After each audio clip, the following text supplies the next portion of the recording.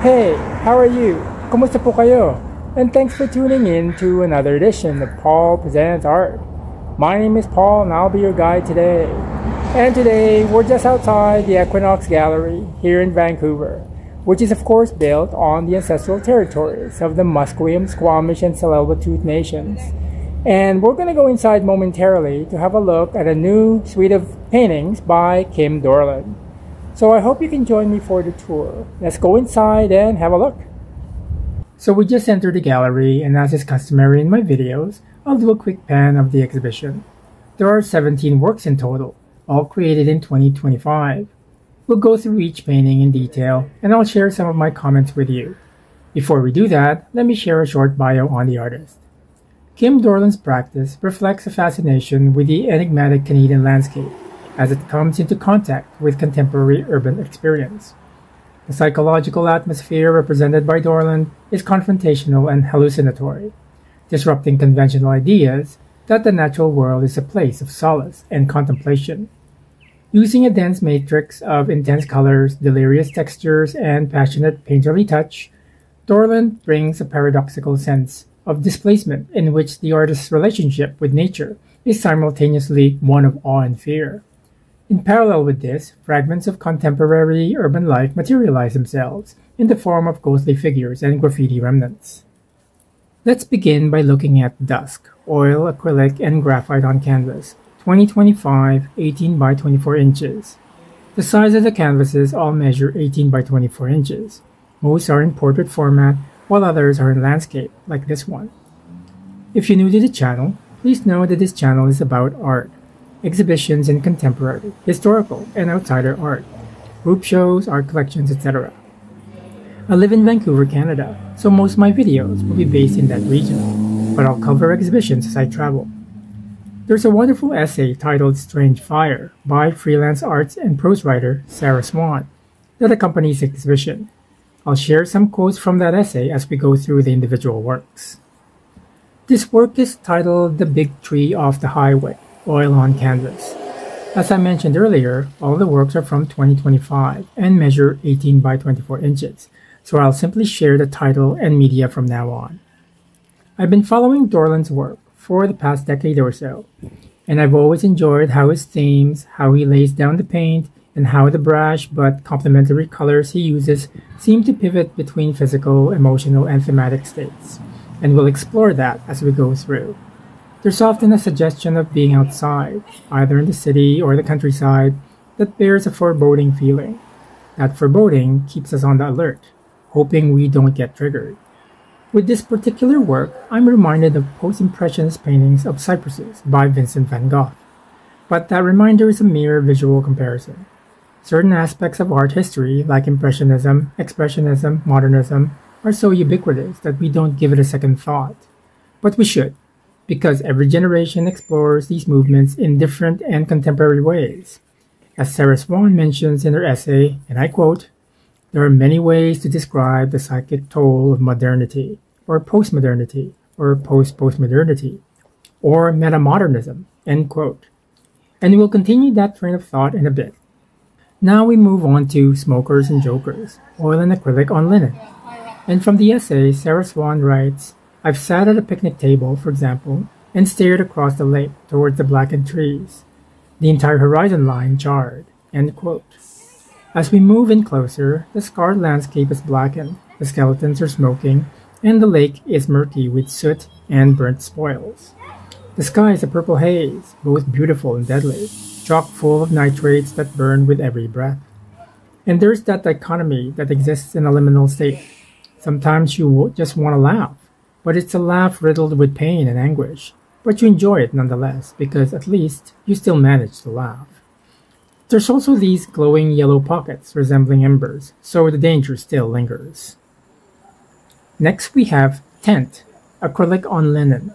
I was just ruminating on how we define the contemporary moment, and how artists, despite the artistic isms they prefer or subscribe to, tend to reflect the current state of affairs in their work.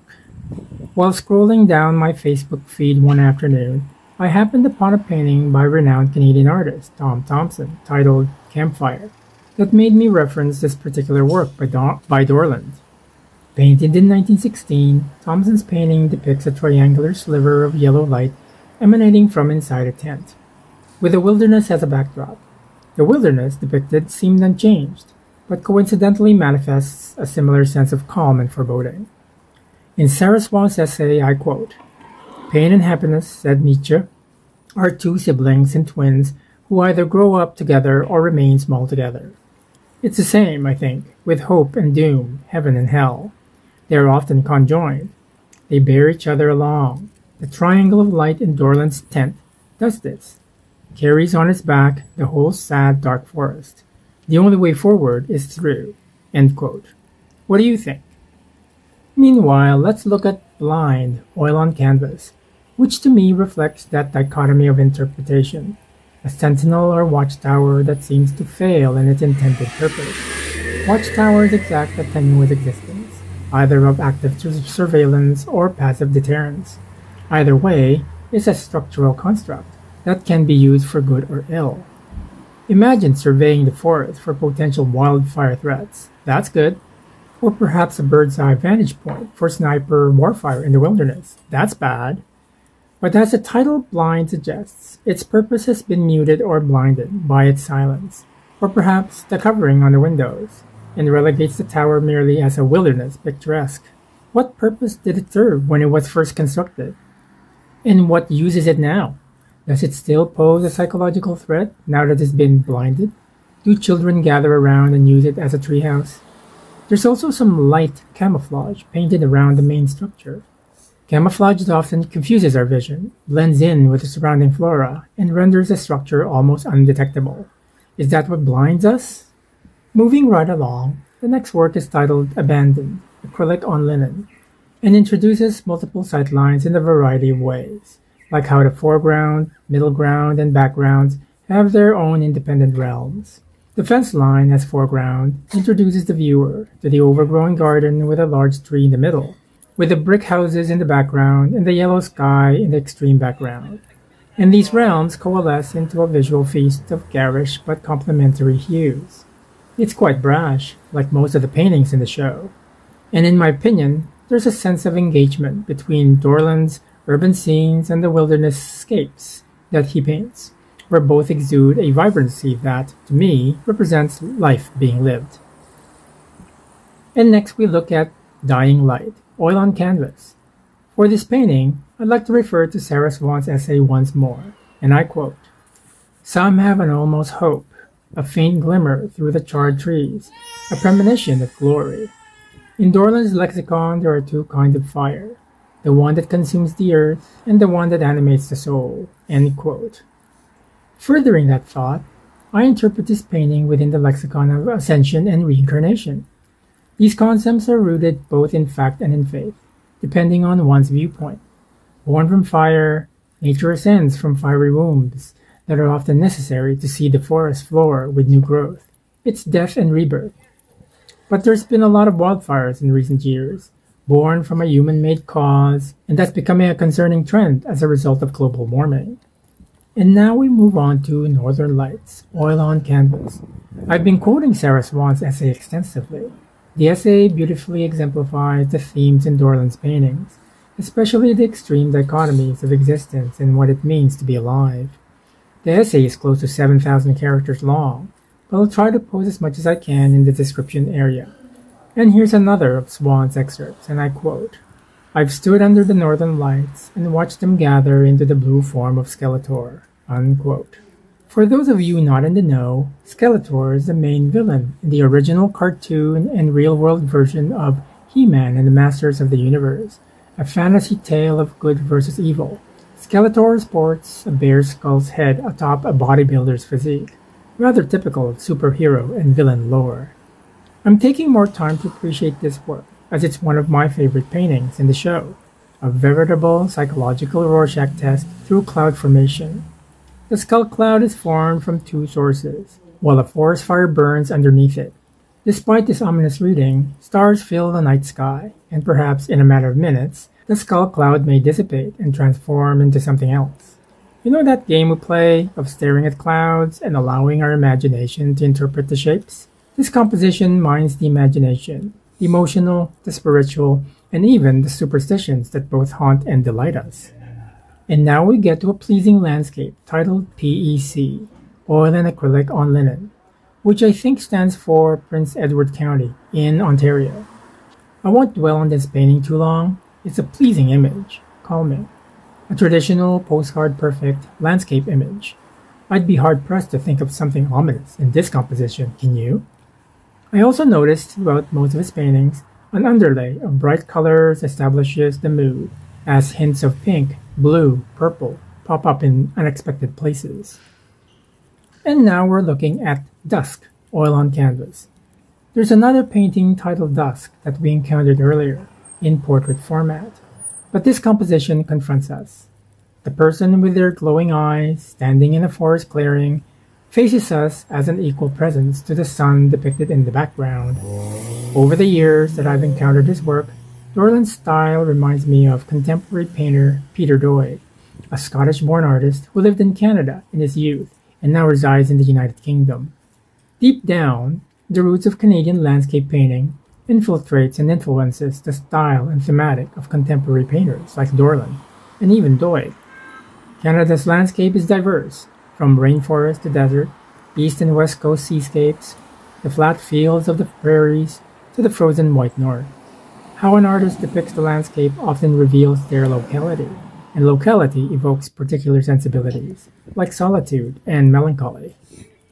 And this work is titled Hibiscus, Oil and Acrylic on Linen. The hibiscus flower is often associated with beauty, grace, and positive energy, and has become a symbol of joy and celebration. This painting seems to be the only bust portrait in the show, and is likely dedicated to his wife, Laurie. The dimensions of these small to medium-sized 18 by 24-inch canvases is telling. For the past few years, Dorland has been the main caregiver for his wife, and the canvas's dimensions seem to be the right size for creating paintings between those moments when he has to leave and care for his wife. As with most of his paintings, this is a psychological portrait that manifests how Dorland views his life with his family and the responsibilities that go with it. And this work is titled Illumination, Acrylic on Linen. While doing additional research on the work of Kim Dorland, I found an hour-long interview on the internet, posted a little over a year ago, that provided additional information about Dorland's perspectives on life and art. He was very candid, an open book, and it was refreshing to hear his voice and articulate his viewpoint. I'll share a link to that interview in the description area of this video. Dorland considers himself a psychological painter with a studio practice. He doesn't go out camping, fishing, or any of that outdoor stuff. He's an introspective man who cares for his family. In his paintings, he often inserts himself as the lone, disenfranchised figure in a landscape, with hot neon colors and a fluorescent sky.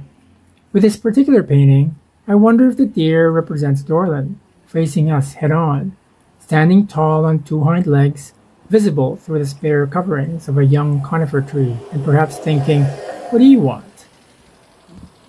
And now we're looking at The Big Tree by the Airbnb, Acrylic on Linen. For me, the title seems to evoke a country or rural setting, where directions are often given through natural landmarks like the big tree, rather than some form of signage. Sarah Swan describes Dorland's landscapes in this manner, and I quote, "Dorland has been painting the landscape for over 25 years. His scenes have been described as hallucinatory, which may have been accurate a few years ago, but things have changed. The dark sci-fi prophecies of yesteryear are the new normal. The distance between surreal and real has become a tiny gap, one we can easily step over. There are even occasions where Dorland's paintings and my own life completely overlap." End quote. And it's true. These paintings are a reflection of the contemporary moment, where fiction and fact are merely points of views. The hallucinatory has become the real, and the normal keeps getting reinvented. What the fuck, huh? Now let's have a look at this work, titled, I Guess We're Done Then, Oil on Canvas. And this is one of the darker paintings in the show, with the artist and his wife represented as the figurative elements. There's an intimacy between them, waiting for what comes next, whatever it might be. That's just my opinion. What do I know?